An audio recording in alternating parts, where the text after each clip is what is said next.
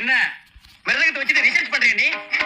இல்ல மாமா, நம்ம மாதிரி வீட்ல எல்லாம் பேட்டை துப்பாக்கி வெட்டி வச்ச மாந்தலை எல்லாம் வச்சிருப்பாங்க. சம்பந்தம் இல்லாம மிருதங்கம் வச்சிருக்கீங்க. இந்த வீட்டுக்குள்ள 2 கலைஞர்களை வச்சுட்டு இப்படி ஒரு கேள்வி கேட்டு விட்டிய. எங்க 2 பேருக்கு கிரேட் இன்சல்ட். என்ன மாமா சொல்றீங்க? எங்க அண்ணாவுக்கு மிருதங்க சக்கரவர்த்தின பேரே வைக்கலாம். அவர் வாசிக்க தொடங்கினாரு 24 hours வாசிட்டே இருப்பாரு. மழை பெஞ்சா கூட நிப்பாட்ட முடியாம. தம்பி ரொம்ப புகழாதடா. இதெல்லாம் எனக்கு பிடிக்கவே பிடிக்காது. நீ மட்டும் லேசுப்பட்ட ஆளா? நீ பாட்டு கட்டுற வேகத்தை பார்த்து ஒரு கத்து கொடுத்த வாத்தியாரே ஊரை விட்டு ஓடில. ஏன் ஓடிட்டாரு? இனிமே இந்த ஊர்ல இருந்தா சங்கீதத்துக்கு கெட்ட பேர் வந்துரும்டா. 2 பேருக்கும் சங்கீதத்து மேல அவ்வளவு இன்ட்ரெஸ்ட். அட நீ ஒண்ணு, இவனுக்கு எங்க சங்கீதத்து மேல இன்ட்ரெஸ்ட்? அந்த வாத்தியார் பொண்ணு சங்கீதா மேல இன்ட்ரெஸ்ட். பாட்டு கத்துக்கிறேங்கிற சாக்குல அவளை பாக்கிறதுக்காக போய்கிட்டு வந்துகிட்டு இருப்பானுங்க. என்ன பேசுற நீ? ஆட்டத்துக்கு என்னைய வைங்க.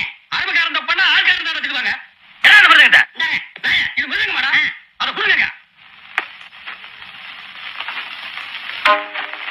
ஏய் தம்பி, கச்சேரி கலகட்டுன்னு ஒரு பாட்டு பாடு. அட நீங்க வேற சும்மா இருங்கண்ணா. அட சரத்தான் பாடுறேன், அண்ணன் தான் கேக்குறான்ல. முடியுதுமா? பாடு தம்பி. பாடுறேன்னா அட சும்மா இருங்க. கொஞ்சம் உன்ன பண்ண இருந்தாலும் பரவாயில்ல பாடுங்க. சரி பாரு. மாமா